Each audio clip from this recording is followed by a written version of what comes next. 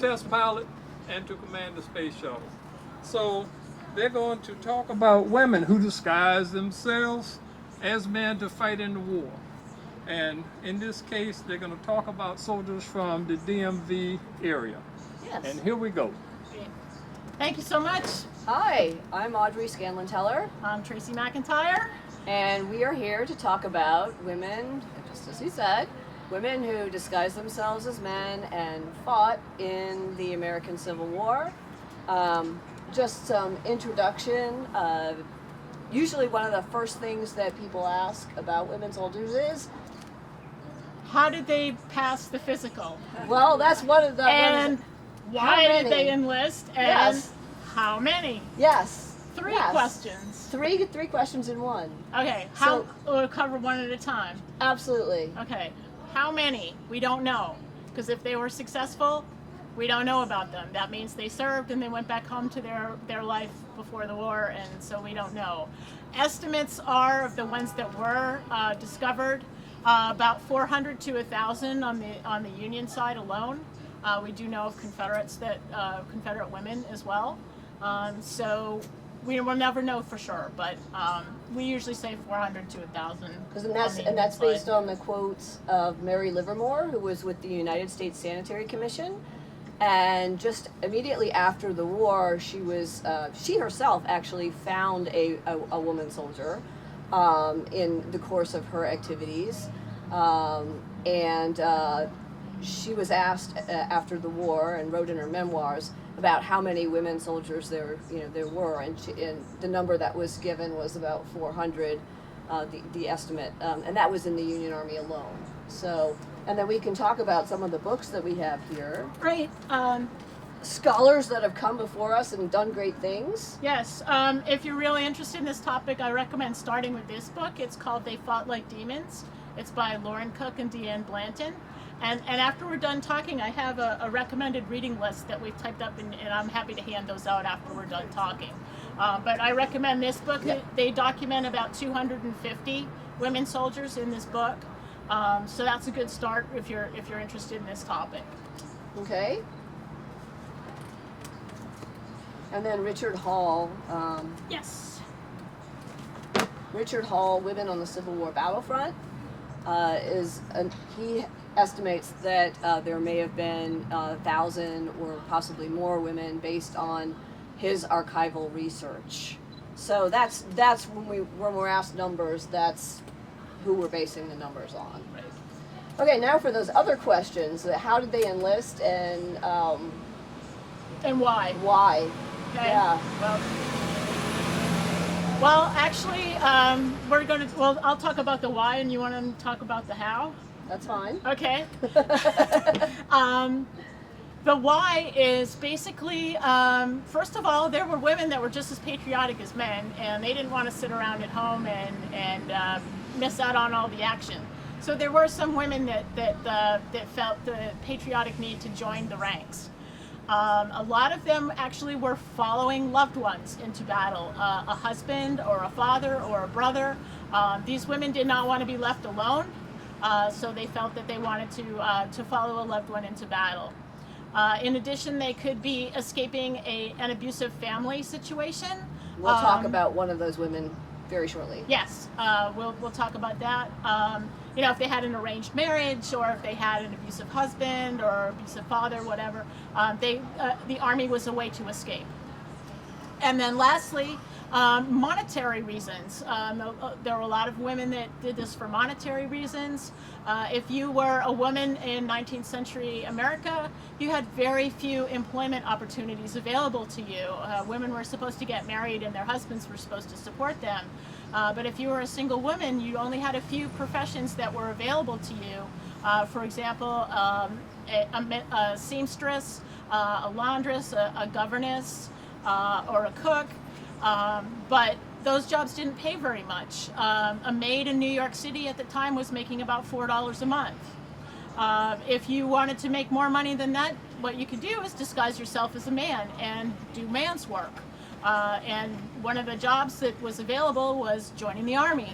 So as an Army private, you could earn $13 a month. So that's more than 3 times what you would have made as a woman. So some of these some of these women were joining up to help support families at home, and we'll talk about one of those as well.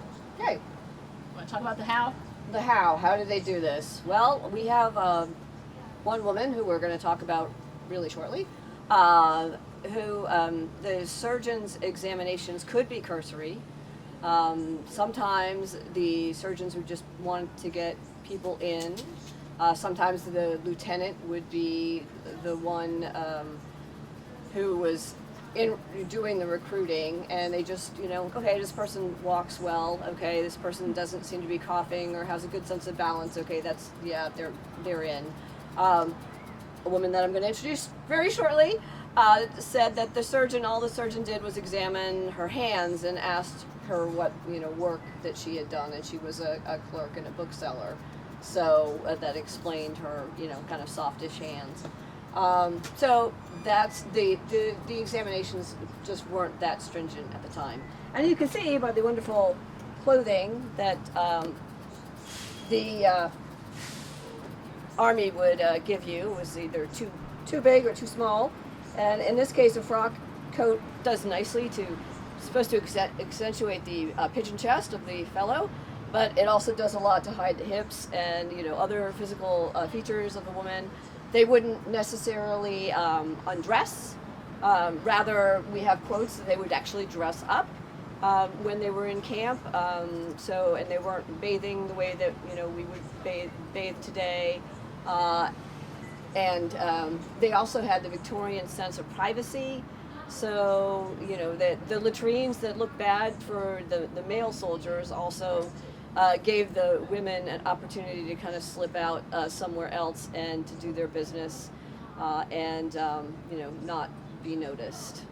And really the clothing, the whole concept of a woman wanting to be a soldier was just not in a 19th century mindset. I mean, first of all, it was illegal for a woman to dress as a man and to do a man's job. So you could be arrested for it and imprisoned for it. And it's just not something that was thought of. Women wore dresses, men wore pants. That's the end of the story. So that really helped them, just because we have a quote from Orlando Poe is just, no one thought of, about a woman soldier that was discovered to be a female later on who revealed herself to her regiment. And no one thought of finding a woman in soldier's dress. I mean, it just wasn't thought of. And that's what he said about her at her reveal, was that, nobody thought about it. We were just boys, and, we weren't used to seeing women wearing pants or doing a men's job. It didn't occur to us. So we're going to talk about some women who were in the service locally in the DC area. Do we want to start with, why don't we start with the woman that we've been talking about? Sarah Emma Edmonds. Sarah Emma Edmonds. Okay. This is a photograph of Sarah Emma Edmonds. She was born in New Brunswick, Canada, and at an early age, her father decided he was going to marry her off to a much older man. She did not want to have this happen. And she decided that she was going to run away from home. So she did, and she was staying with some relatives for a while. But then her mother wrote her and said, your father's determined to find you, and so you better really disappear. You better really hide yourself. So she decided the best way to do that was to disguise herself as a man. So she cut her hair, and she put on men's clothes, and she took the name of Franklin Thompson. She decided she was going to earn a living as a bookseller, so she moved to Michigan and became a bookseller, became a very successful bookseller, so much so that she could afford her own carriage. So she was doing quite well for herself. But then the Civil War began, and she was living in Flint, Michigan at the time. Now all the young men of Flint, Michigan were signing up to fight, and she felt, well, I'm already accepted as a young man, and I really do want to fight for my newly adopted country, so I'm going to enlist too. So she went down to the recruiting office and gave her name as Franklin Thompson. She's the one with the hands, the nice hands from being a bookseller. Yep, they said, let's take a look at your hands. What do these hands do? And she said, I'm a bookseller. And they're like, okay, so you're in. So she became part of the 2nd Michigan Infantry. At the beginning of the war, they were still not allowing women to be nurses. They chose men from the regiment to serve as nurses. So Sarah/Franklin was chosen to be a nurse in the beginning of the war. She served in the First Battle of Bull Run, or First Battle of Manassas. She was almost captured by Confederates there because she wanted to stay with her patients. Eventually, she was also tasked with delivering the mail.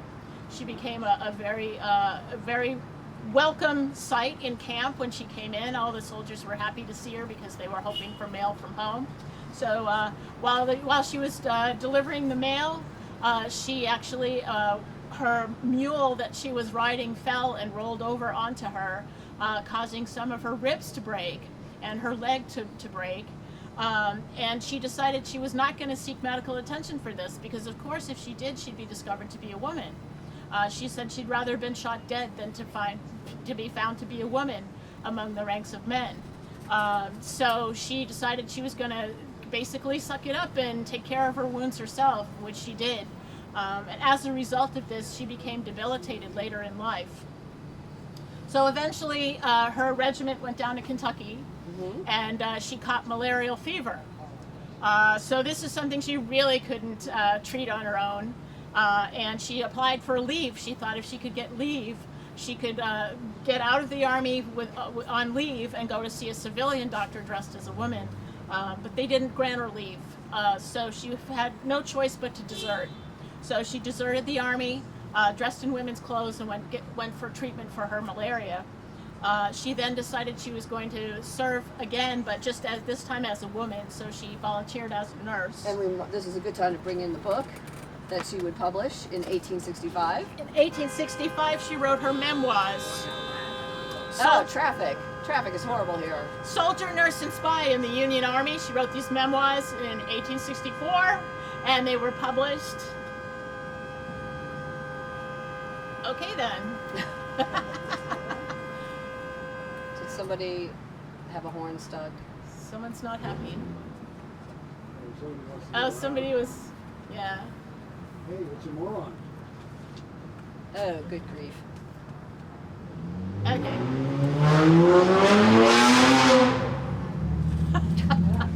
Okay then. Compensation, anyone? Okay. So in 1864, she wrote her memoirs about her experiences, and she had them published. All of the proceeds went to the United States Sanitary Commission and other organizations to help the Union veterans. So this was her way of telling her story. After the war, she got married and had some children, moved out to Kansas. The injuries that she had during the war came back to bother her. She eventually became bedridden. Now she decided that she was going to apply for a pension because she saw other Union soldiers that had been injured in the war applying for pensions. So in order to do this, though, she had to reveal the fact that she had been Franklin Thompson, and she also had to clear his record of desertion. So she found her old comrades and went to visit them and said, hi, I'm, Franklin Thompson. And they were initially... Gee, you look like Franklin Thompson's sister. Yeah, they were like, oh my God. But when they got over their initial shock, they recognized her and knew her and said, okay, well, we're going to write letters to the government to support you because you definitely served with us. You're a good soldier. So they did write letters to the government. As a result, through a special act of Congress that was passed, she was able to receive a government pension, and she's the only known women soldier to have this happen. And she served here, specifically, if anybody's from Alexandria, she was in Mansion House Hospital. So that's where, Yes. That's where she was locally. Yeah, that's why we picked her, because she did serve locally here in Mansion House Hospital in Alexandria, which is now the Carlisle House. Carlisle House. Mm-hmm. Yes. And if actually you go visit that historic site, they do have a little blurb about her on one of their panels inside. Well, the next woman soldier we're going to talk about, this is Sarah Rosetta Wakeman. She was from Bainbridge, New York, and she was the eldest daughter in a farming family of 9 children. Her father had a heavy debt on his farm. She got finished with school in 1860 and took a job as a female domestic, which didn't pay very much. Thank you. And she decided that she would take an unusual route and dress like a man and take on a man's job. She became a coal barge laborer, which paid $5 per trip. And she, on the way home, back home from her first trip, she was approached by recruiters from the 153rd New York Volunteer Infantry. And they offered her a $152 bounty just for enlisting. They offered her $13 a month wage as a private soldier in the Union Army. So she thought this was a really good deal, and she signed up. And she was with the 153rd. 153rd New York Volunteer Infantry came to Washington, D.C. in October of 1862. She served in the defenses of Washington. She guarded the Baltimore and Ohio Railway. She was in Old Capitol Prison. She was a guard there as well. While she was guarding that, she writes home. We know about her because she wrote letters home that were preserved by her family. And she writes of guarding a major in the Union Army who was not doing accordingly to the regulation of war while she's in Old Carroll Prison.